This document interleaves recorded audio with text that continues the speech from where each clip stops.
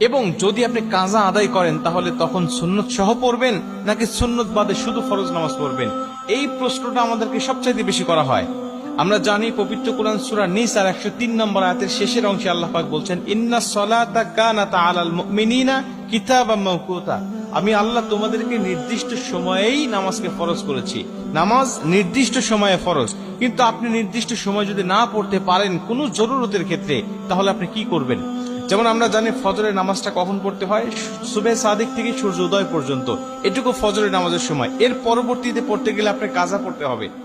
আমরা জানি নবীজি সাল্লাল্লাহু আলাইহি ওয়াসাল্লাম বলেছেন, তিনটা সময়ে নামাজ পড়া আল্লাহ পাক হারাম করে দিয়েছেন। 1 নম্বর সূর্য উদয়ের সময়, 2 নম্বর সূর্য যখন একেবারে ঠিক মাথার উপরে থাকে, হেলে যতক্ষণ না যায়, এবং 3 নম্বরের সূর্য অস্ত যাওয়ার সময়। এই তিনটা সময় নামাজ পড়া যায় না। এবং রাসূল সাল্লাল্লাহু আলাইহি ওয়াসাল্লাম বলে দিয়েছেন যে যদি ঘুমের কারণে অথবা যে